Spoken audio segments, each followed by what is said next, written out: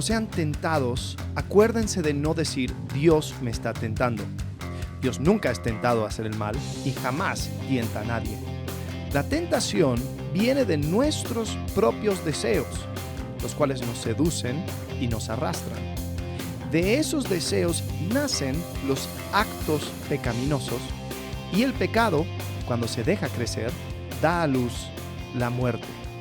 Eso es Santiago capítulo 1, versículos 13 al 15, versículo o pasaje principal que hemos estado usando durante esta serie para hablar acerca de el sutil engaño del pecado. Y lo usamos porque creo que traza un camino muy interesante desde los malos deseos al acto pecaminoso, a la consecuencia que es la muerte. Entonces, cuando hablamos acerca del pecado, hablamos de cómo es que nace desde un deseo pecaminoso. El epitumias, hablamos en la introducción. Hoy vamos a cerrar, vamos a terminar esta serie. Vamos a hacer un episodio más para preguntas y respuestas. Porque entonces, nos mandaron varias y por favor, sí, mándennos sus preguntas, inquietudes. Hubo un par que ya nos llegaron y están muy, muy buenas. Así que entre semana-podcast, por favor. Algunos nos han escrito en YouTube. Otros a nuestros teléfonos personales. Como sea, mándennos sus preguntas. Con que llegue, suficiente, sí, ¿no? Sí, pero quería quizás apartar otro episodio para hablar acerca del pecado en general. Y por qué es que importa. ¿Por qué importa hablar acerca del pecado? Nosotros hemos ido de manera paralela con esta serie en el podcast, con una serie en la iglesia, y creo que ha sido buena la respuesta. Un montón de personas han dicho, wow, la verdad es que yo no pensé que este pecado era algo con el cual yo luchaba, pero yo me doy cuenta que sí lucho con este pecado. Sí, la verdad la respuesta fue muy interesante, fue muy intensa también la preparación. Creo que demandó bastante, no solo estudio, sino la reflexión teológica de lo que dice Santiago. Porque, ¿qué es lo que solemos hacer? Oye, ¿por qué pedimos ayuda? Generalmente por las consecuencias de nuestro pecado. O sea, el pecado nos explotó en la cara, por decirlo de alguna manera. Tenemos las consecuencias. Oye, hice esto. ¿Y ahora qué hago? Generalmente, en términos de consejería... Sí, no, muchas veces como que tengo el agua hasta el cuello. Claro. O sea, el pecado me pudo haber arrastrado durante años, pero ahora que estoy viviendo las consecuencias es que necesito ayuda. Y generalmente, y volviendo un poco a los que nos siguen ya hace mucho tiempo, cuando hablamos del camino de transformación, eso es lo que hablamos de síntomas. Y muchas veces esos síntomas simplemente son las consecuencias de que el pecado ya explotó en la cara. Sí. Entonces, queremos intentar arreglar las consecuencias de nuestro pecado. Entonces, Santiago lo que está haciendo es como un viaje al corazón profundo. Es como hacia atrás y hacia abajo. A ver, espérame, esto empezó antes y empezó más profundo. Entonces, él dice, ok, ¿qué fue lo que sucedió? Y fíjate, volviendo al pasaje que leíste de la nueva... De la nueva traducción viviente. Nueva traducción viviente, que dice que cuando somos tentados, todo empieza en esos deseos pecaminosos, ¿no? Que nos arrastran, nos seducen, y cuando conciben, ¡puc!, se engendra el pecado. O sea, la raíz de lo que nosotros entendemos como pecado está en esos deseos pecaminosos, esa epitumia, que cuando hablamos en el episodio de introducción, dijimos que es una palabra neutra en el idioma griego. En primera de Timoteo, capítulo 3, Pablo la usa si alguno anhela, si alguno tiene el deseo de ser un líder en la iglesia, es algo bueno. Ajá. Ahí hay un deseo. Entonces, él está hablando de que hay deseo que según el contexto son buenos, pero hay otros, en el caso de Santiago, que este deseo abiertamente es un deseo pecaminoso. Y es como que es ¿cómo le podemos llamar? Como que se alimenta, necesita alimentarse de. Y eso da luz el pecado y termina dando las consecuencias. Si uno no solamente se hace cargo de qué hago con las consecuencias, estamos a un nivel. Bueno, voy a confesar mis pecados. ¿Y qué hacemos cuando confesamos pecados? Señor, te pido perdón por todas las cosas que hice. ¿Viste? Y entonces otra vez nos quedamos cortos. Sí. Creo que para mí la gran lección de todo este estudio, tanto acá en Entre Semana como en nuestra iglesia, es darnos cuenta que la cosa es muchísimo más profunda. Tan profunda que el sutil engaño se perpetúa. Y seguimos, a veces, como que me cacho otra vez y digo, ¿qué estás haciendo? Estás otra vez alimentando ese deseo pecaminoso que es como que, ¿cómo lo puedo decir? Como que no se muere nunca, ¿entiendes o no? Y Sí. necesita alimentarse, y ahí voy, y lo alimento. Sí, y algo interesante también que estuve viendo es el hecho de que cuando se habla acerca de pecado en la Biblia, tanto el Antiguo Testamento como el Nuevo Testamento, hay muchos conceptos. No Sí. es solamente, a veces nosotros nos encajamos y desafortunadamente creo que en parte tiene que ver con nuestra manera encajada de evangelizar. Ajá.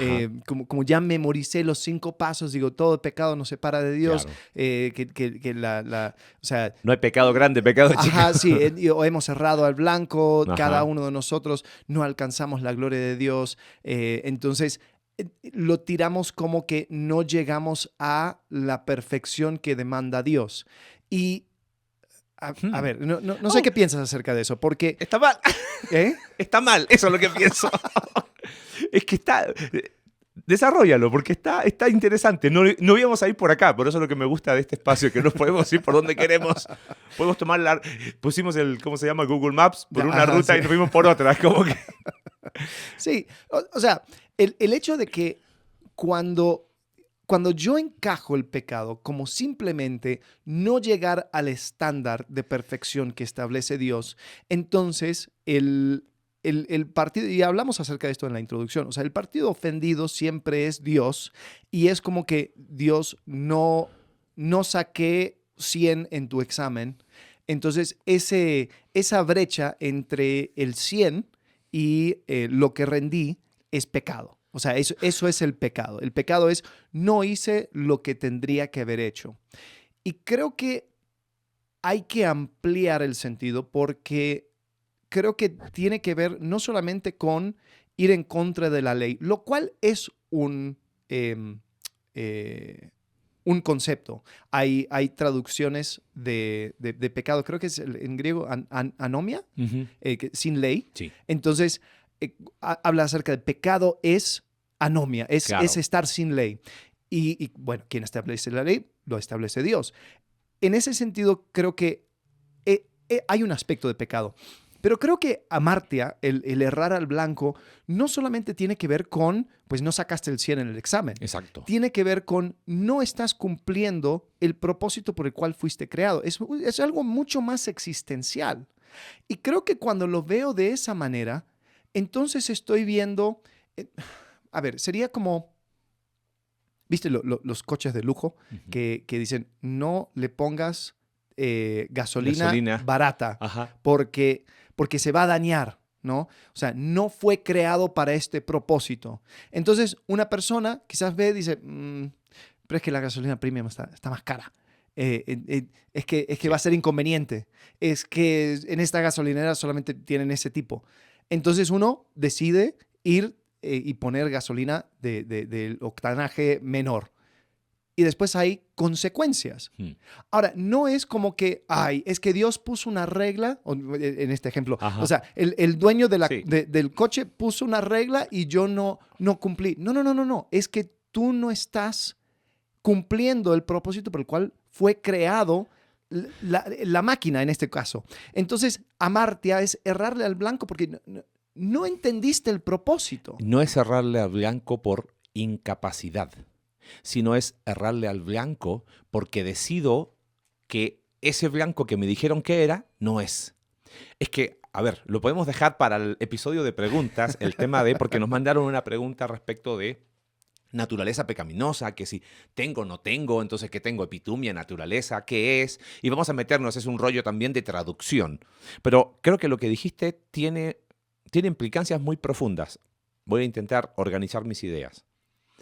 ¿No crees que, de alguna manera, aún en la predicación del Evangelio, cuando digo, error el blanco, no alcanzaste el estándar de Dios, Ajá. ya estamos, voy a usar una palabra rara, entre comillas, programando a las personas a que entonces ahora lo que tienen que hacer es alcanzar ese estándar, ahora que están en Cristo. O sea, Claro. es como que empezamos con el fundamento equivocado, Sí. al mostrar el pecado como simplemente un acto. Mira, ¿quién no?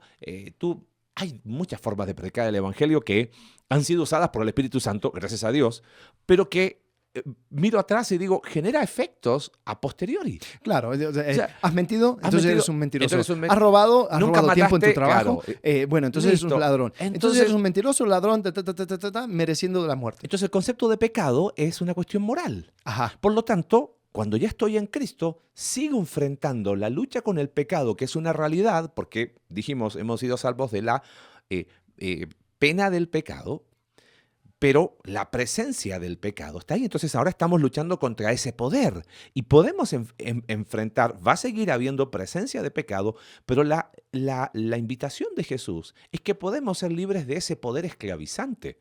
Esa es la realidad, no es la ausencia de pecado, pero porque si no es como, ok, pero el pecado me controla. ¿Qué te puedo decir? Estoy esperando que Jesús, y que vuelva pronto, que no se tarde mucho. Entonces, ¿hasta dónde no hay una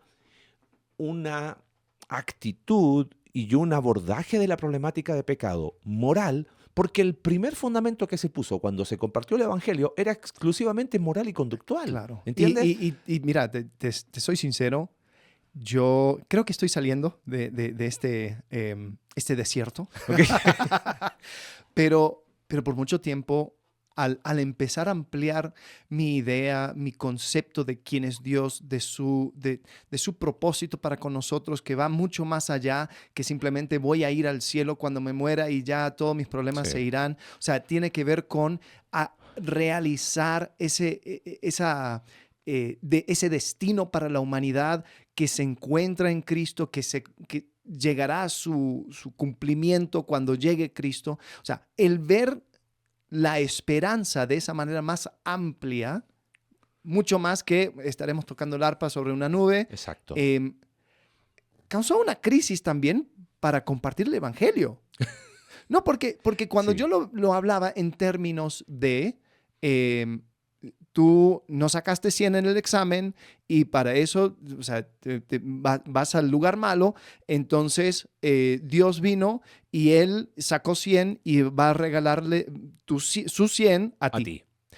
Y cuando uno dice, no va por ahí, bueno, entonces, ¿por dónde es? Y a mí me encanta cómo una persona que empecé a estudiar y empezar a admirar mucho por su teología fresca y no tan común, digamos, en los círculos en los cuales andaba, N.T. Wright. Abuelo de mis hijos. Okay. Sí. es padrino de ellos, Claro. aunque él no supiera. Aunque él no lo sabe, ¿no? Le vas a mandar una carta. Sí. Que por cierto, tenemos que visitarle antes de que muera. Sí, va a estar, supe que va a estar en Estados Unidos pronto, pero creo que no nos dan las fechas, ahora en noviembre. Bueno, o sea, Fin de si tú noviembre. quieres ser parte de... Ok. Si quieres que estos dos seguidores de N.T. Wright vayan a conocerlo. Y le podríamos grabar. Sería un episodio en inglés. Wow. ¿Por qué no? ¿Cómo es? Bueno, el punto es, Wright, él cuando habla acerca del Evangelio, porque le pregunto, él tiene un podcast Sí. que se llama Pregúntale Pregúntale cualquier cosa. cosa. al Tibio, sí. Y algunos dicen, oye, entonces, ¿cómo predicas el Evangelio si tuvieras 5 minutos solamente con alguien? Y él siempre lo tira por el lado de la esperanza de Dios creando una buena creación, Sí. pero a causa de la rebelión, esa buena creación se corrompió. Entonces Cristo vino a restaurar todas las cosas y si tú crees en Él, crees que Él es el camino para esa restauración, tú también puedes acompañarle en esa nueva creación. Ahora, cuando lo ves de esa manera, entonces toma otra dimensión el pecado. Claro, El toma otro pecado no color. es solamente errar en un sentido moral, sino que es ir en contra del buen propósito por el cual fuiste creado. Entonces es tomar lo que puso Dios como propósito para la creación. Vengan, un trabajo colaborativo, vamos a extender, Dios, voy a extender mi reino con ustedes y a través de ustedes. Entonces, pecado es el rechazo a ese propósito. Por eso en la abolición del hombre, C.S. Lewis describe cómo se ve un hombre que rechaza a Dios. Se vuelve un animal, se vuelve alguien sin un propósito alguno, se deshumaniza. El pecado lo que hace es deshumanizarnos, porque en lo profundo está errando al blanco, pero no de lo moral, sino del propósito para el cual fuimos creados. Quizás añadiendo algo más a lo que decías de N.T. Wright, él habla mucho del rey, es el buen rey que vino y que está empezando una nueva era. Y apunta, eso tiene que ver con un modelo de escatología, que son los dos que existen, y es el modelo de nueva creación. Y uno va a Apocalipsis y dice, claro, tiene todo sentido. Vi cielos nuevos y tierras nuevas, porque las primeras cosas, o sea, esto es algo totalmente nuevo y vamos del jardín a la ciudad, pero bueno, eso es, un día que hagamos un podcast de teología bíblica, tenemos que hacer una serie de teología bíblica, porque creo que ayuda mucho. Sí. O sea, ¿cómo se entiende esto? Okay, ¿cómo llegaste a estas conclusiones? Es teología bíblica. Es ver el relato completo, ver la continuidad de Génesis y Apocalipsis. Pero bueno, eso, volviendo a pecado, le da otro color a pecado. Claro. Entonces uno lee Santiago y entiendes por qué Santiago dice, hey, ¿tú crees que el problema es las consecuencias del pecado? El problema es tus deseos más profundos, porque el contexto de Santiago, fíjate, en capítulo 1 es, y ya el tiempo se nos fue, pero no importa, el capítulo 1 es, tengan por sumo gozo cuando ustedes se encuentren en diversas pruebas, ¿no? Y esa palabra pruebas es la misma que aparece después como tentación. Es la misma palabra griega, pero ¿por qué al inicio es como ten por sumo gozo cuando tengas esto, pero no tengas sumo gozo cuando seas tentado? Lo más probable es que estos creyentes, al estar, recuerda que eran creyentes que habían sido perseguidos, Hechos capítulo 8, y Jacobo, pastor de la iglesia en Jerusalén, que se queda, les manda esta carta. Están pasando adversidad, muchachos. Tengan sumo gozo en medio de eso. Dios está probando su fe y les va a dar paciencia y necesitan sabiduría para enfrentar la prueba. Pídanle a Dios. Ahora, cuando ustedes están ahí, eso no significa que no es una prueba de Dios que tú termines diciendo, oye, pero no tengo para comer, entonces robo. No. No confundas. Una cosa es la prueba de Dios. Otra cosa es tu pecado. Y tu pecado no viene de Dios. Por eso en el capítulo 1, verso 3 es súper contundente. Cuando tú seas tentado, no puedes decir que esto viene de parte de Dios. Es imposible. El pecado y Dios no van de la mano jamás. Entonces, ¿de dónde viene? Es como que hay un diálogo implícito, ¿viste? Ajá. Dime de dónde viene. Sí, porque viene de ti. Habría quien podría decir, bueno, es que Dios me puso en esta situación. O sea, yo estoy sufriendo porque Dios, al enviar a su hijo y todo lo demás, y ahora hay una nueva forma de vivir, esto está causando un montón de problemas, entonces ahora no tengo para comer. Entonces casi como que Dios me puso en esta circunstancia y es como que ¿qué otra opción tengo? Claro. Y Santiago está diciendo, no te confundas, esto tiene que ver con tu propio malo deseo. Al enfrentar la dificultad, quieres hacer las cosas a tu manera, pero sepa que hay al otro lado de este sufrimiento, hay esperanza. Sí. Entonces, o sea, por eso Santiago continúa y después dice que, ¿dónde está? ¿Toda buena dádiva? ¿Ese? Sí, ajá. Versículo 17. Toda 17, buena dádiva ahí está, y todo, todo lo que perfecto. leo de la NTV, Ajá. dice todo lo que es bueno y perfecto es un regalo que desciende a nosotros de parte de Dios nuestro Padre que creó todas las luces de los cielos. Nunca cambia ni varía como una sombra en movimiento. Entonces, y creo que es tener en mente esa esperanza a pesar de las circunstancias. Si uno ve las circunstancias y dice, ¿ves? Dios está tratando de Exacto. me está presentarme empujando. el pecado de manera que caiga. Y es como que no, está, yo creo, lo que hace la dificultad, lo que hace la prueba, digamos, es agudizar tu esperanza y tu sentido de que las cosas tal y como son no están bien. Alguien tiene que restaurar todas las cosas. Y continúa Santiago, dice, Él, por su propia voluntad, nos hizo nacer de nuevo por medio de la palabra de verdad que nos dio.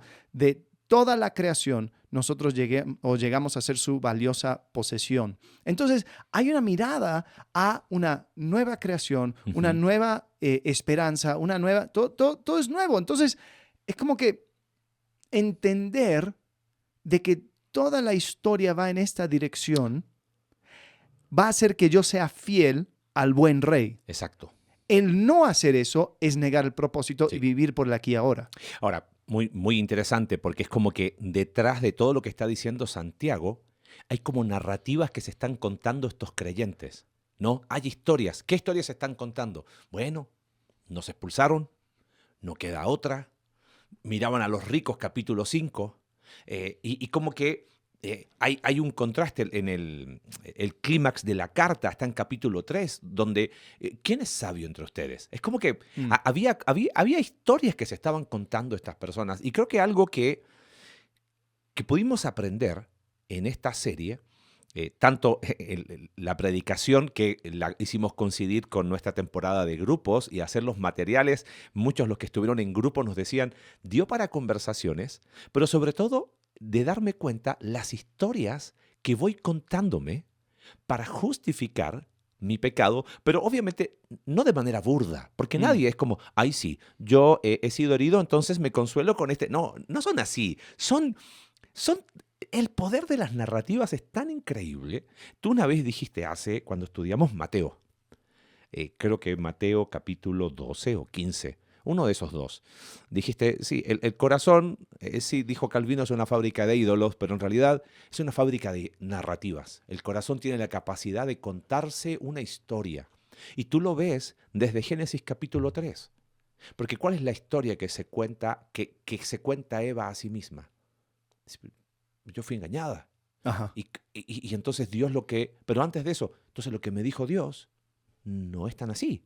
Porque si la serpiente me está diciendo que esto es bueno, entonces, fíjate, O incluso empieza ahí. Adán, que dice, Claro. bueno, Dios, la mujer que tú me diste. O sea, la verdad, si alguien va a tener la culpa, O sea, eres tú. Pero eso son cosas que uno se va contando. Sí. Entonces, muchos de estos pecados motivacionales, que les podemos llamar pecados motivacionales, si le queremos llamar pecados capitales, ya dijimos, no está mal, pero a lo mejor por una cuestión de contexto puede ¿Pecados confundir. mortales iría? Yo creo que no tanto. Y ahora vamos a meternos a primera Ajá. de Juan, porque pecado mortal y venial es la diferencia que hizo la Iglesia Católica en la Edad Media de los pecados que, mira, estos son mortales, por eso no puedes pedir. Ya nos vamos a meter en primera de Juan. Por eso hay que pagar un poco más. Claro, entonces hay que pagar un poquito más. Yo creo que pecados motivacionales es un buen concepto porque apunta a la motivación. Cada vez que nosotros tomamos una decisión externa, internamente algo se activó, dicen los psicólogos, es mi motivación. Si yo no me motivo a hacer algo, no lo hago. Eso quizás puede ser una forma. Deseos pecaminosos también podría ser otra manera de apuntar a, no estamos hablando de los actos, estamos hablando de eso profundo que te impulsa a deseo pecaminoso, pecado motivacional. Sí, eso pueden ser las dos que podrían ayudar. Sí. A entender de qué estamos hablando. Sí. Pecado primario. Ajá. Como Colores primario. primarios, exacto. Sí. Hablamos de narrativa. ¿Te parece hablar un poquito de cómo estas cosas cuentan historias? Creo que me gustaría ir a primera de Juan capítulo 1, porque hay algo ahí muy profundo en cuanto a narrativas. El otro día hablábamos con Cindy que tenemos narrativas de todo. A paréntesis, no lo mencioné, pero hoy estoy vestido, para los que nos están viendo, este es el escudo de Coquimbo Unido, es campeón hace 15 días atrás, fue campeón por primera vez después de 67 años, claro, porque lleva 67 años el club y nunca lo fue, pero Cindy me dijo algo, me dice, cada vez que te preguntaban por tu equipo, tú decías, sí, es un equipo que nunca salió campeón, que estuvo más tiempo en segunda división o primera vez, me dice, ahora vas a tener que cambiar la narrativa, porque ahora ya es campeón. Entonces, y dije, ahora vas a tener que buscar otro equipo que sea no conocido, porque tú eres bien hipster. No, vamos a mantener No, ahora doblemente hincha de Coquimbo Unido. Qué loco, porque me llamaron amigos de la universidad ese día, amigos que cuando fui a Italia, claro, un día predico con la camiseta para una ilustración y obviamente... Y empezaron a seguir a Coquimbo Unido, a la cuenta oficial, y me mandaban fotos viendo el partido. Pero bueno, esas son narrativas deportivas. Volvamos a las narrativas de Primera de Juan, porque Primera de Juan es muy, muy especial. No sé si te pasa, estábamos hablando algo un poco de Primera de Juan. ¿Sientes que a veces se ha entre menospreciado como una carta, sí, la epístola de Juan, sí, como la hermana menor del Evangelio? Ajá. Y como que es raro porque no tiene mucho contexto circunstancial y como que hay que leerlo entre líneas, ¿no? Pero fíjate, leo, tengo la NBI y la Reina Valera. Dice, versículo 5, este es el mensaje que hemos oído de Él y que anunciamos. Dios es luz y y en Él no hay ninguna oscuridad. Ese es el fundamento, esa es la premisa. Mira, Dios es luz y en Él no hay ninguna tinieblas. Es una redundancia por énfasis. Entonces después Juan empieza a explicar y dice, ok, esa es la afirmación. Perfecto. Si afirmamos que tenemos comunión con Él, pero vivimos en la oscuridad, mentimos y no ponemos en práctica la verdad. O sea, lo primero que dice es, mira, si tú dices que tienes comunión con Dios, pero empiezas a andar en tinieblas, ¿qué es lo que sinónimo de tinieblas? Pecado, Ajá. ¿no? Y no lo conductual, ¿entiendes? Ya explicamos eso. Pues hay una contradicción aquí. Estás mintiendo a otros, ¿no? Y no ponemos en práctica, mentimos. Y después dice, pero si vivimos en luz, tenemos comunión unos con otros. Ahora fíjate, hay una espiral descendente, versículo 8. Si afirmamos que no tenemos pecado, la Reina Valera dice, si decimos que no tenemos pecado. Ahora fíjate, antes era, si decimos que tenemos comunión con Él, pero andamos mintiendo y vivimos en la oscuridad, algo no anda bien, hay una disonancia. Pero ahora como que es más profunda la narrativa que se contaban. Si afirmamos que no tenemos pecado. Algunas personas que estuvimos conversando en grupos, les costaba identificar. Y hablando con varias personas de la iglesia decían, la verdad, sí, era como que no quería y prefería no hablar, porque la fuerza de la narrativa es muy grande. Sí, pero bueno, yo peco, pero seguramente, como me comparo, mi pecado es chiquitito, y es tan chiquitito que es insignificante. Yo no peco tanto como el otro lado Claro. de la fila. O como lo defino en términos morales. Claro. Sí, yo nunca he engañado a mi esposa, yo nunca, no sé, nunca golpeé a nadie. Yo a veces digo gracias a Dios por Hitler, porque Nos deja a todos los nos demás da la como barra santitos. con qué medir. No, por lo menos yo no soy como Hitler, Claro. ¿no? O sea, entonces, pero sí, definitivamente, yo creo que en ese sentido tenemos una narrativa donde decimos, no, yo no peco. Pues, y todo lo que hago tengo una explicación. No, pero espérate. Exacto. Es que no entiendes el contexto. Es que no entiendes lo que sucedió. Ahora fíjate la espiral que dice Juan, en primera de Juan. Ya no engañamos a otros si afirmo que no tengo pecado. Dice, nos engañamos a nosotros mismos. Y la verdad no está en nosotros. O sea, hay una cuestión de incompatibilidad entre la verdad de Dios y la afirmación de que yo no tengo pecado. Eso es durísimo. Eso empieza a marcar una línea, como que hay una bifurcación. Sí, mira, Juan no está negando la realidad del pecado, porque dice, si confesamos nuestros pecados, es una realidad. ¿Y qué se puede hacer? Si los confesamos, Dios, que es fiel y justo, nos perdona y nos limpia. Pero si vas a ir por el camino de negar y de contarte historias, viejo, la verdad no está en nosotros. Ahora, fíjate el versículo 10, ya aquí es más profundo todavía. Si afirmamos que no hemos pecado, ya le hacemos pasar por mentiroso a Dios. Ya deja tú engañar a otros, engañarnos a nosotros mismos. Le estamos haciendo mentiroso a Dios. O sea, estamos diciendo que todo el plan de redención no fue necesario porque yo no he pecado. Ajá. Entonces, todo lo demás, Dios, perdiste tu tiempo, ¿no? Y su palabra no está en nosotros. O sea, es el poder de la narrativa, de lo que nos contamos, es muy profundo. Hay un libro que estuve ahí recordando que habla de la cantidad de mentiras que nos decimos. Bella de Paulo, de UCLA, dice que las mentiras piadosas, es un libro no cristiano, cobran un precio al que le miente. Mentir puede causar una punzada de angustia que hace que el que mienta se sienta un poco peor que antes. Y ella hablaba de la cantidad de mentiras que decimos por día. Y esta mujer habla de que en el cerebro tenemos una especie de detector de honestidad. Entonces los neurocientíficos dicen que cuando nosotros mentimos, ¡puc!, se activa. Y como que genera ¿viste cuando estás mintiendo y como salta esa zona? Pero dice que cuando se empieza a sostener, empieza a llevarnos a una autodestrucción, porque el cerebro se tiene que ver con realidad, se empieza a tener esas punzadas y empieza a afectar neurocientíficamente. Es Oh, muy wow. loco. Bella de Paulo es la autora. Ya me voy a acordar el nombre del libro. Y entonces uno empieza a leer Primera de Juan y Claro. te das cuenta, te estás engañando a ti mismo, te estás destruyendo. Bueno, algo, justamente ayer estaba escuchando, Elon Musk estuvo en el podcast de Joe Rogan Ajá. y estaban hablando de inteligencia artificial. Y lo que decía Musk, dice, la inteligencia artificial no puede ser entrenado a creer una mentira. Dice, Mm. porque eso hace que se vuelva loco. Claro. O sea, dice, el valor más importante para la inteligencia artificial debe ser la búsqueda implacable de la verdad.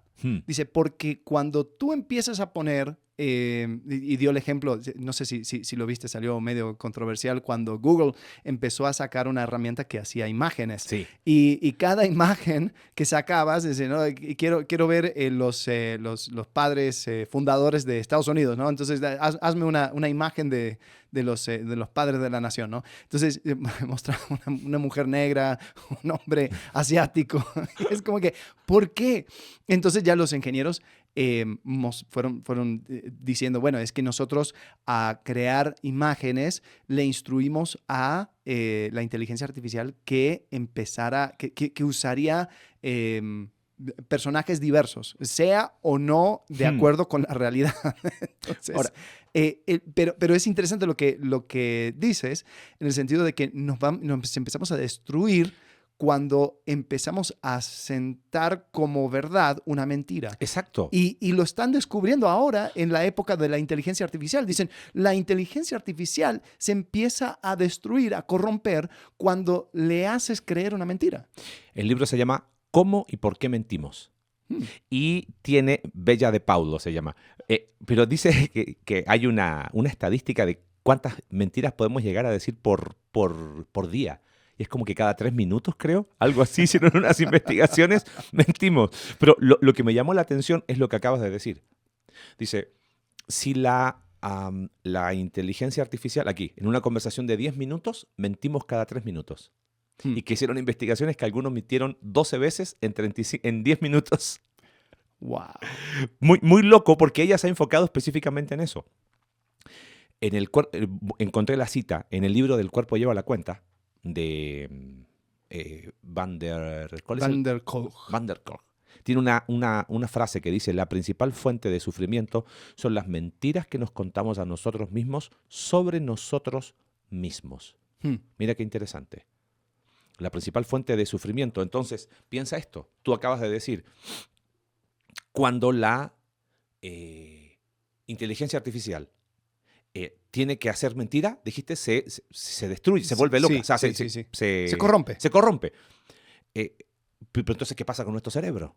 Al tener ese detector de honestidad, entonces, claro que empieza a llevar la cuenta. Fíjate lo que dice David en el Salmo 32.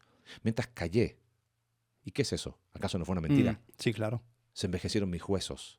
O sea, el poder de las narrativas respecto del pecado tiene la capacidad, lo hablamos cuando hablamos de pereza, de llevarnos a un cuadro depresivo. Claro que sí. Porque ¿qué estoy haciendo? Estoy luchando y estoy diciendo, no, esto está bien. Y esa disonancia cognitiva no la aguanta nuestro cerebro. Explota de alguna manera. Explota en un ataque de ira, en un ataque de pánico, en un cuadro depresivo quizás. Y no estoy diciendo con eso que todo tiene una explicación con eso, pero es lo que decía William Backus, uno de los libros que usamos de referencia, siendo él un psicólogo, ¿sí, no? Psicólogo clínico. Paco, sí. Decía, hemos categorizado como diagnósticos de enfermedad mental, cosas que deberían llamarse pecado. Uh-huh. Y quizás cosas que han sido llamadas pecado fueron lamentablemente tildadas de pecado cuando a lo mejor tenía que ver con un problema fisiológico. Pero no podemos ir a los dos o todo es pecado o todo es un diagnóstico de salud mental. Creo que hay que empezar a distinguir, y mucho de la riqueza de ir en estos temas es para empezar a enfrentar esas narrativas que nos decimos. Tengo un documento, lo voy a traducir, lo voy a poner en las notas, Es una traducción de un artículo de Hobart Maurer, que era el presidente de la Asociación Psicológica de Estados Unidos, que él escribió un artículo que se llama, él era de los 50, era el presidente del APA, Ujú. y él escribió un artículo que se llamaba Pecado, el menor de los dos males. Y Mm. él habla acerca de justamente eso, cómo hemos dejado de llamar pecado aquello que es pecado y lo reemplazamos por enfermedad. Entonces quitamos de encima la responsabilidad de la persona, empezamos a tratar de manera clínica algo que se tiene que tratar con el arrepentimiento y asentamiento de la verdad. Entonces ahí es donde incluso en esos primeros años se fueron dando cuenta, diciendo, estamos perdiendo algo muy importante, y creo que hoy estamos viendo la consecuencia. O sea, nunca hemos tenido más personas en nuestra población mundial con enfermedades mentales, Sí. problemas severos, donde ellos, o sea, hasta determinan que quitarse la vida es más tolerable que vivir bajo ese sufrimiento que tienen. Y mucho tiene que ver con mentiras. Mucho tiene que ver con tratar de sostener lo insostenible. Mucho tiene que ver con tratar de buscar propósito más allá de lo que Dios ha establecido, porque nosotros fuimos creados para vivir bajo el reino del buen rey. Exacto. Y cuando nosotros queremos hacer nuestro propio reino, pues entonces eso solamente se puede mantener con mentiras, se puede mantener con justificaciones que no van. Y creo que de esa manera, o sea, muchos de los problemas que vemos hoy en día nacen de ahí. Entonces, o sea, es importante hablar acerca del pecado, Sí, porque claro. el pecado expone la mentira. Bueno, quizás una de las narrativas más difíciles de vencer es la narrativa cultural. Porque, ok, quita tú la narrativa que yo me invento, ¿no? Tengo mi historia y como que, ¿viste esos libros de historia, edición revisada, tercera edición revisada y aumentada? Yo siento que en la medida que vamos avanzando, envejeciendo en los años, nuestras narrativas hacen lo mismo, ¿viste? ¿Y cuál es la narrativa que te estás contando ahora a tus casi 50 años? No, no, hombre, voy en la quinta edición editada y, ¿cómo se llama? Revisada y aumentada, ¿no? Ajá. Porque claro, somos especialistas en acomodar lo que no tiene manera de acomodarse o de justificarse en una historia porque eso lo hace ver más lindo. Creo que esa es una de las, ¿cómo lo puedo decir? De las grandes virtudes o es el gran corazón de David cuando pecó. Cuando uno lo contrasta con Saúl. Saúl, ¿te acuerdas? Sí, locamente pecado. Pero por favor, Samuel, déjame bien ante el pueblo. Llévame. De hecho, no te dije, pero me hice una estatua. ¿Ves? Pero cuando David fue confrontado por Natán, silencio. Sí, agachó la cabeza. Es más, puso por escrito lo que fue su proceso de confesión y de restauración. Yo creo que los estudiosos dicen, primero fue Salmo 51, después fue Salmo 32. Y eso es fuerte. Sí, dime lo que quieras, que la vida después de él no fue exactamente igual y que tuvo que enfrentar las consecuencias de su pecado. Pero no hubo narrativa que justificara, Ajá. ¿no? Sí.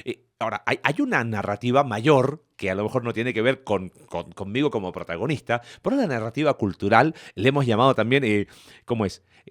Pecados culturales, ¿no? Sí. De, bueno, pero que así somos acá, Ajá. ¿no? Sí. A ver, tu papá argentino, viviste en tenés cultura argentina, nací en Chile, viví en Argentina 10 años, llevamos acá en México 13, tú 14, 15 años en México, 13, por ahí, ¿no? también, 13 Nosotros vamos a años. cumplir 13, Sí. estamos casi justos. Podríamos hablar de esos tres países, quizás con, bueno, Sí, Estados Unidos. O sea, soy de Estados Unidos. También, qué sé yo, creciendo en Miami hay mucha influencia mezcla. caribeña. Ajá. Entonces hay una mezcolanza de cosas. Pero es interesante ese tema de pecado cultural porque aparece en la Biblia incluso. A ver, ¿cómo? En ¿Dónde aparece en la escritura? Por favor. En Tito, el apóstol Pablo está preparando a Tito para que vaya a Creta y dice, y es que hay muchos rebeldes, charlatanes y engañadores, especialmente los partidarios de la circuncisión. A esos hay que taparles la boca ya que están arruinando familias enteras al enseñar lo que no se debe y lo hacen para obtener ganancias malavidas. Dice, fue precisamente uno de sus propios profetas el que dijo, los cretenses son siempre mentirosos, malas bestias, glotones, perezosos. Y es la verdad. Por eso repréndelos con severidad a fin de que sean sanos en la fe y no hagan caso de mitos judíos ni de lo que exigen esos que rechazan la verdad. Ahora es interesante. Tampoco hay que prestarle, o sea, darle más peso de lo que merece, pero es interesante que él cita a un escritor, ¿qué sería? Un escritor griego, Sí. o sea, de Sí, Creta, ¿no? Creta era una isla que pertenecía a Grecia. Ajá. Entonces, él cita a un escritor cretense diciendo, los cretenses son siempre mentirosos, malas bestias, glotones, perezosos. Y creo que en ese sentido, Pablo está preparando a Tito para un pecado cultural que está bien arraigado a ese lugar. Y creo que hay pecados que toda una sociedad ha llegado a justificar. Por ejemplo, en Estados Unidos, no sé, me quedé pensando. Te mandé un video, estamos preparándonos para una serie acerca de la tecnología. Y Sí, lo vi. te mandé un video Sí, lo vi. acerca de una iglesia en Texas que tiene una de tecnología. Es impresionante. No se puede creer. No. O sea, era... Lo digo con envidia. Un nivel de tecnología que ni siquiera productoras de televisión lo tienen. Y es para una iglesia.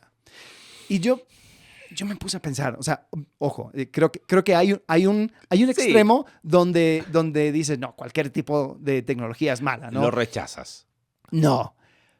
Pero después me puse a pensar, o sea, esto costó millones de dólares. O sea, ¿cómo lo llegan a justificar? Y yo creo que hay un pecado cultural en Estados Unidos, nacido de su prosperidad, donde justifican el materialismo. Uh-huh. Y en el ámbito de la iglesia incluso lo pueden justificar por, no, es que queremos atraer el perdido, queremos ser atractivos, queremos ser excelentes en lo que hacemos. Y ojo, o sea, vuelvo a decir, no creo que, o sea, no es que es todo malo, pero definitivamente hay una narrativa que va como suavizando ese pecado de materialismo. Sí, no lo decimos desde la envidia de quiero eso, pero porque al final viene alguien y nos dice, que no tienen a lo mejor ningún recurso tecnológico y dicen, claro, ustedes tienen 2 micrófonos, una computadora cada uno y 2 cámaras con las que se están grabando. Ustedes sí que tienen recursos. Claro, pero va a depender con el punto de comparación. El tema del pecado cultural es que normalizo cosas que a veces uno dice, bueno, pero es que acá es así. Y como acá es así, ningún problema. Materialismo puede ser, Uh-huh. quizás sería un pecado cultural Sí. asumido, y es que tú no entiendes la cultura americana. Correcto. Tú no entiendes que acá tenemos que tener mínimo 5 autos, porque si no, no se puede vivir. Ajá. O sea, no Sí. sé, estoy diciendo Sí, una sí, sí. tontera. El tema es cuando el pecado cultural tiene que ver con la justificación de esto es así porque así somos acá, Uh-huh. ¿no?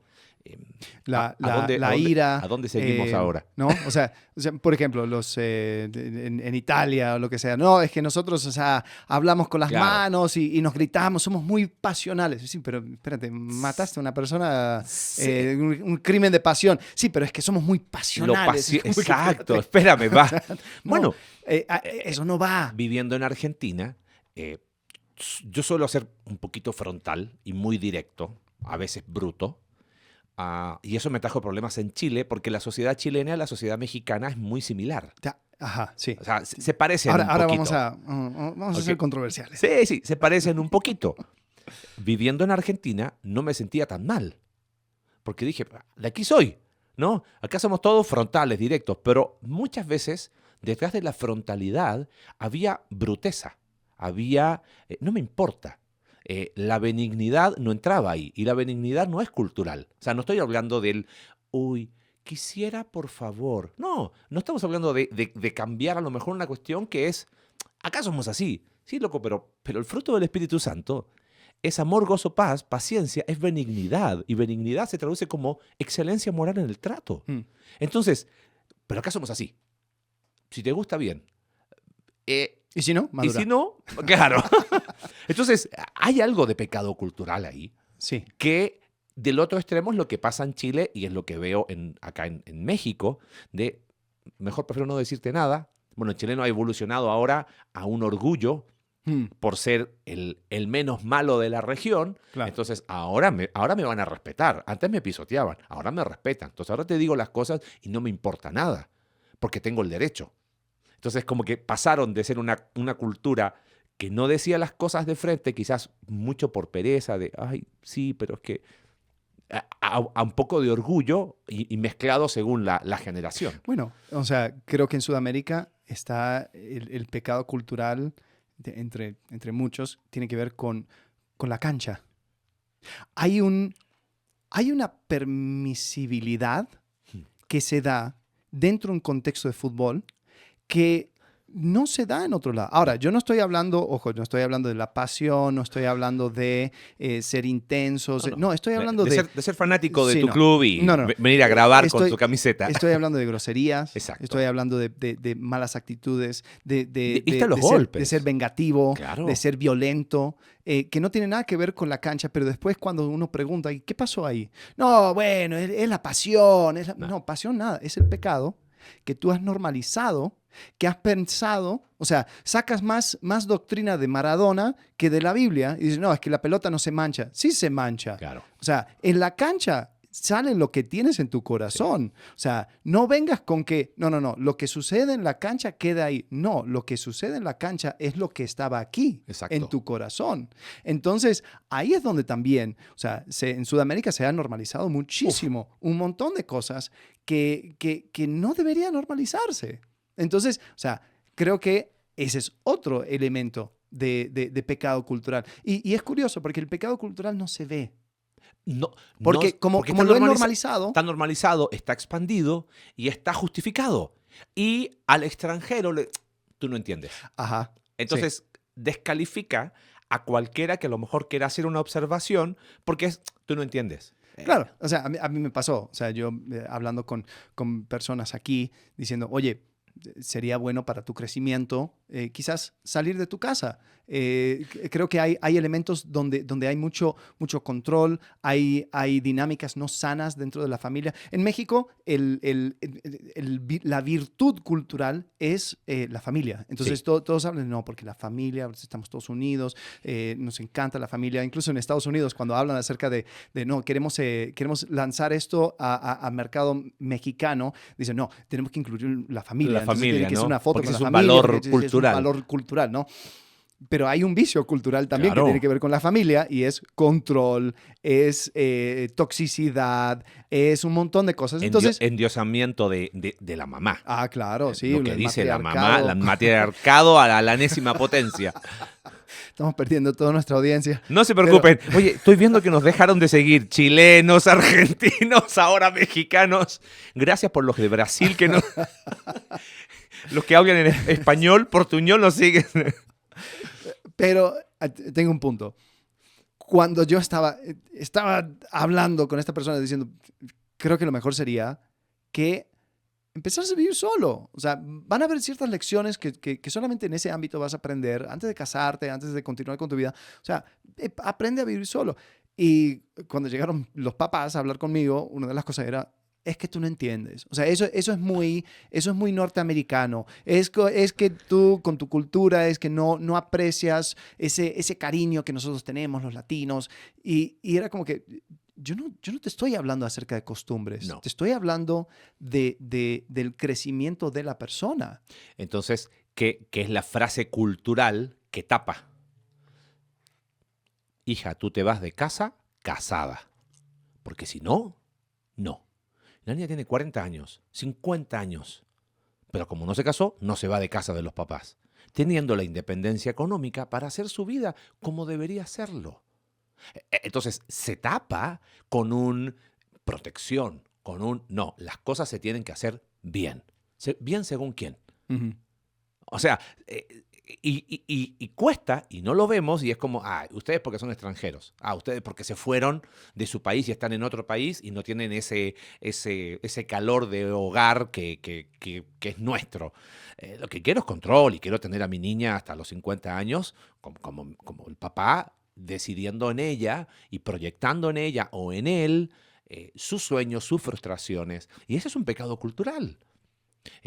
Por ejemplo, otro, y ahora sí nos van a dejar de seguir más todavía, pero en Centroamérica me dicen que hay bastantes diferencias, aunque dicen, los que no somos de ahí dijimos, son todos iguales. No, no son todos iguales. Pero me decían que, por ejemplo, el guatemalteco suele ser, o el salvadoreño, ¿cuál era?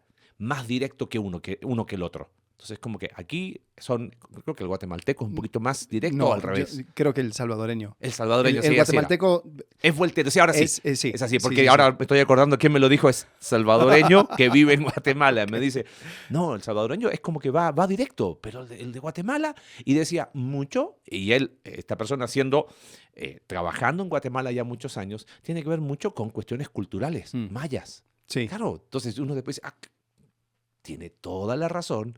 Toda esa zona, sur de México, Guatemala, la cultura maya no es una cultura que va a promover el ser directo, ser frontal, ser honesto, prefiere no decir nada, prefiere Lo intentaron no ofender. con los españoles y les fue mal. Claro, entonces, pero era muy loco porque decía, esta persona siendo de El Salvador y ya llevando años en Guatemala, decía, yo me doy cuenta que he tenido problemas porque he dicho las cosas como son. Y es como, ¿y por qué las dice así en la iglesia? Aquí no debería ser así. Entonces, es muy interesante esto de pecados culturales, y no vamos a ir país por país porque ahí sí no vamos a quedar sin ninguno que nos siga. Pero es la invitación a darnos cuenta de esas fuerzas culturales, esas ideas que van moldeando nuestra forma de pensar mucho más de lo que nos gustaría reconocerlo. Y Marcelo, es el reconocimiento de que el pecado que más fuerza tiene sobre tu vida es el pecado que menos notas. Porque solamente en la oscuridad toma fuerza. Exacto. Entonces, si yo no soy capaz de reconocer un pecado cultural que me tiene a mí atrapado, tiene a mi familia atrapada, tiene a mi ciudad atrapada, entonces yo no voy a poder crecer en esa área. Porque justamente lo que tú leíste en Primera de Juan, o sea, digo que no tengo pecado, teniendo pecado. Entonces yo me miento a otros, me miento a mí mismo y hago a Dios mentiroso. Simplemente por no querer reconocer la verdad de que esto no es algo que va de acuerdo con el propósito que Dios tiene para mí. Entonces, ahí es donde ese pecado se ha apoderado de mí. Qué loco lo que acabas de decir, porque estos pecados motivacionales, estos deseos pecaminosos, se alimentan en la oscuridad. Y Juan dice, Dios es luz. Y es como que es la única manera de que uno pueda vivir en la libertad de no ser esclavo de. No es la ausencia total de pecado, no es que ahora ya, me convertí, porque primero Juan te está diciendo, si digo que ya no peco, sí, le estoy diciendo a Dios mentiroso. Pero es el poder esclavizante de la oscuridad. Y Juan, que es el mismo que escribe el Evangelio, en capítulo, ¿qué es? 3, y no vienen a él porque sus obras son malas, ¿te acuerdas? Y no vienen a la luz porque sus obras son malas. Sí. Prefieren estar Sí. escondidos. Hay un rechazo hacia la luz, da miedo. Y también ¿cómo seríamos? Lo justificamos. Sí, pero es que si yo pido ayuda, entonces ¿qué tengo que confesar? Pero si yo hablo de esto, va a traer problemas, y siempre enfocado en las consecuencias. Y lo único que estoy haciendo es rechazar la luz. Se nos fue el tiempo. Sí. Dejamos para las preguntas primera de Juan y quizás hablamos de cuál sería un antídoto pensando en esa luz. Está bien. ¿Te parece? Sí. Okay. Creo que sí. Creo que, o sea, si algo podemos rescatar de este tema de pecado es de que es mucho más amplio de lo que generalmente pensamos. Es algo donde creo que al hablar acerca de la motivación, el pitumia, o sea, el deseo, también requiere de una cierta introspección. O sea, yo creo que Dios no quiere que simplemente quedemos con la superficie, con los síntomas. También, o sea, por algo está el libro de Salmos, ¿no? O sea, todos los salmos, hay muchos salmos que son sumamente introspectivos. O sea, donde la persona también habla a sí mismo. Pienso en el Salmo de Asaf 73. 77 O sea, también. Y cómo es que él dice, no, o sea, hasta que yo me di cuenta, o sea, yo entendí, yo tenía esta perspectiva y después cambié, y etcétera, etcétera. Entonces hay personas que también quieren atacar la vida cristiana como que, ay, ustedes se complican mucho, ¿no? O sea, la vida cristiana es muy fácil, o sea, obedece a Dios y ya basta de tonteras. Y no, o sea, creo que Dios nos invita a conocerle a Él. Y en ese conocimiento de Él, nos conocemos a nosotros. Y cuando vamos conociéndonos a nosotros, vamos abriendo puertas y cajones y roperos que tienen un montón de cosas que tenemos que atender. Y a veces, hasta esa perspectiva de la vida cristiana simple o sencilla, donde hay, por favor, no le metas tanta la psicología o la introspección, es también una defensa a no exponer los deseos pecaminosos que quizás todavía no han engendrado el pecado. Exacto. Todavía no han llegado a consecuencias mortales, pero están. Y como no quiero tratarlo, van a seguir ganando fuerza. Sí. Y van a seguir ganando fuerza hasta que algo va a suceder. Entonces, creo que, o sea, lo que yo puedo rescatar de esto es de que hay que prestarle atención. Hay que mirarlo a la luz de, o sea, el gran plan de Dios, tanto para toda su creación como de manera particular para mi vida. Sí. Y, a ver, hablen de pecado, pensando donde abundó el pecado, sobreabundó gracia. Pero no desde la perspectiva, como dijimos, conductual, consecuencias, moralista, sino esto es súper, súper más profundo. Y cuando lo que acabas de decir, cuando digo, no, eso de introspección suena muy, muy psicológico, ¿para qué ir tan profundo? ¿Para qué complicarla? Estoy yendo en contra de lo que dice Santiago. Porque Santiago te está diciendo, oye, esto no tiene que ver con las consecuencias del pecado, ni siquiera con el pecado. Vamos más profundo. Te están arrastrando, te está seduciendo y estás siempre a un paso de ¡puf! Sí. Que ese deseo pecaminoso haga... Y quizás... Sí, puedes quizás evitar consecuencias, pero ya está, ya adentro en tu corazón, ya fue. Si pudieras dar un solo consejo a una persona para poder combatir el pecado, pensando en todo esto. O sea, hemos hablado acerca de 7 diferentes direcciones de pecado, pero y hablamos de antídotos, ¿no? Sí, pero si podríamos dar una cosa, ¿qué sería? Lo estuvimos conversando un poco de cómo conceptualizarlo. Creo que gratitud, agradecimiento resume y tiene implicancias profundas como que van en todas las direcciones. Hablamos en cada episodio que cada vicio, los padres del desierto le contraponían una virtud, ¿no? Pero si pudiésemos conceptualizar en una sola cosa, creo que gratitud termina derribando cualquiera de estos deseos que quiere entronizarse en nuestro corazón. Vamos uno por uno, si quieres. Pienso en ¿cuál era el primero? Orgullo, ¿no? Sí. Que era el maíz, empezando en nuestro México, era la base, el ingrediente o el color que está siempre permanente en cualquier tipo de pecado. Y creo que el orgullo no aguanta la gratitud.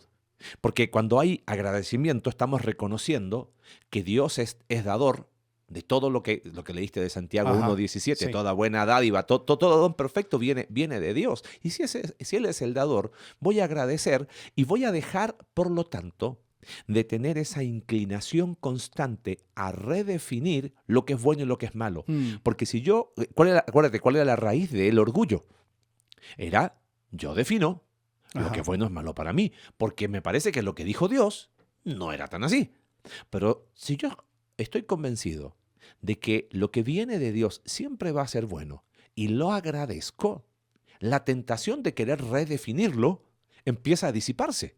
Entonces, mira cómo de alguna manera, tratando de hacerlo gráfico, ¿no? Ajá. Como que gratitud derrite orgullo. Sí. O sea, vas a ver, es como que no van juntos. No vas a ver nunca una persona agradecida y orgullosa al mismo tiempo. Mm, A no ser que sea agradecida a sí mismo. Bueno, quiero agradecer a mí mismo por ser tan bueno, pero si realmente es gratitud a Dios, no, es incompatible con orgullo, mm. ¿no? Sí, sí, totalmente. Después, si continuamos por la lista, envidia, ¿no? Envidia no aguanta gratitud porque envidia siempre mira al otro, mira al Claro. prójimo. Dice, él tiene más Ujú. por lo tanto, lo que yo tengo, lo que Dios me dio, pues lo desprecio. No soy agradecido por lo que yo tengo, Exacto. estoy mirando la brecha entre lo que yo tengo y lo que Él tiene.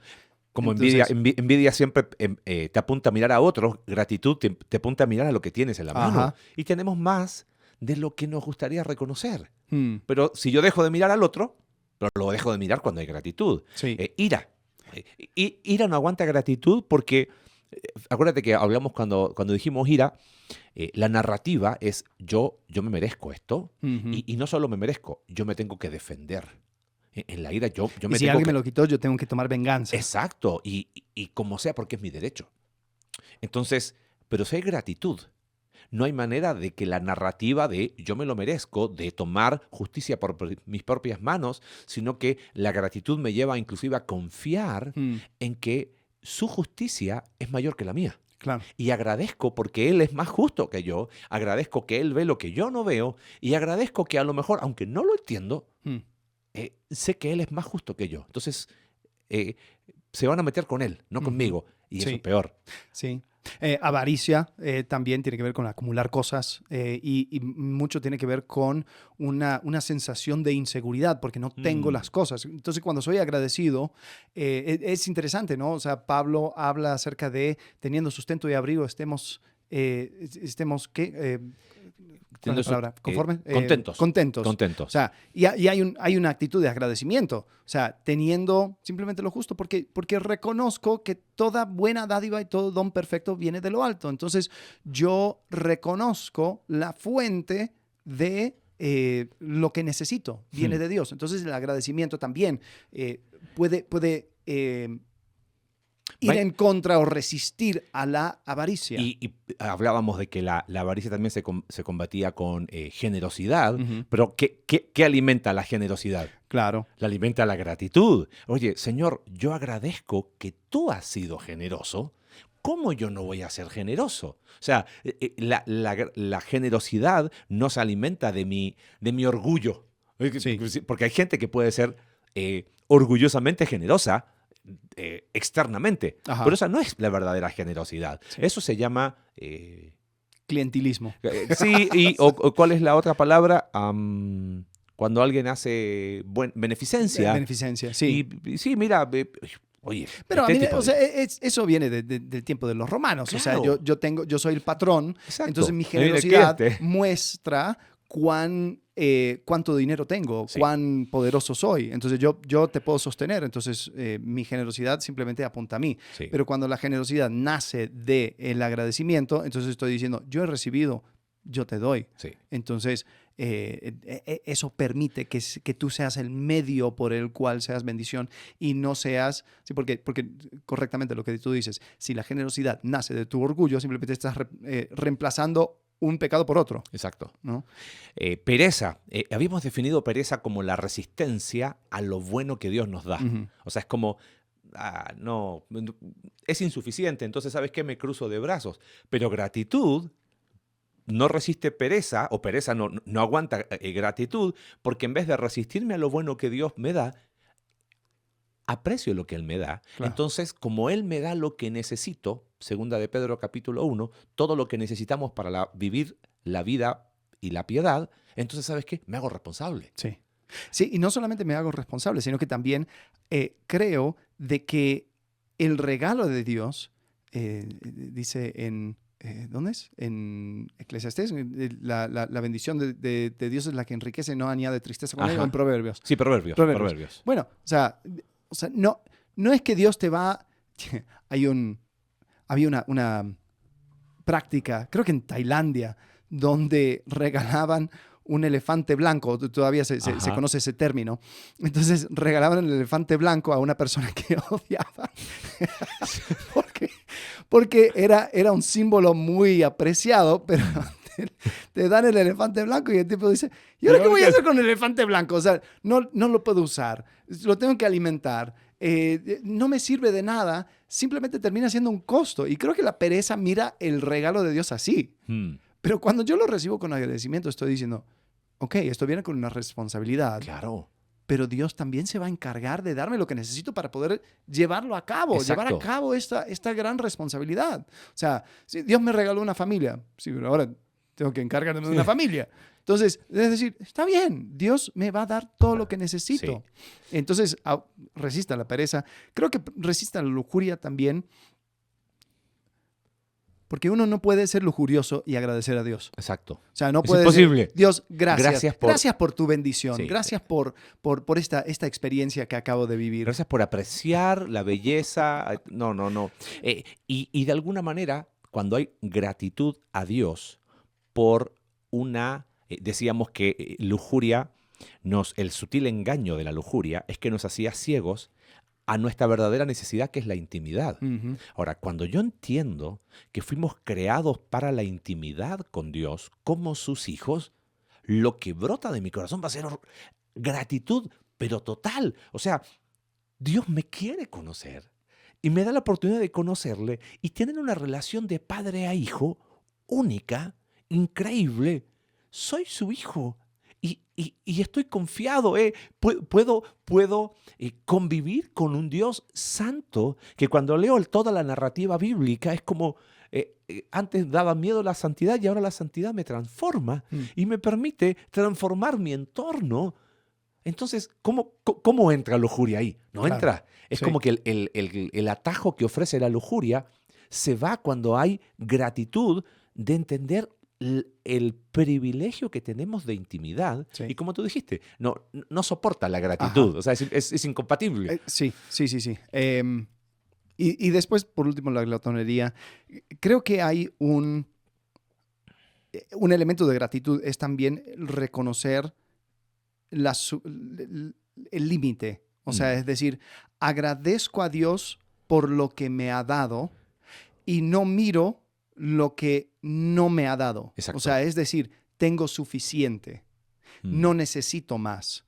Hay un agradecimiento incluso por cuánto me ha dado. Entonces, ya, con esto es suficiente. La glotonería claro. dice, no, yo merezco más y más y más. Y tengo que acumular y tener y sin enfocarme límite, en el claro. placer y necesito más placer. Entonces, hay una cierta ingratitud en la glotonería donde es como que nunca es suficiente. Nunca es suficiente. Exacto. Entonces, gratitud reconoce la suficiencia del regalo. No estoy bien más. con esto. Exacto. Qué loco. Bien profundo.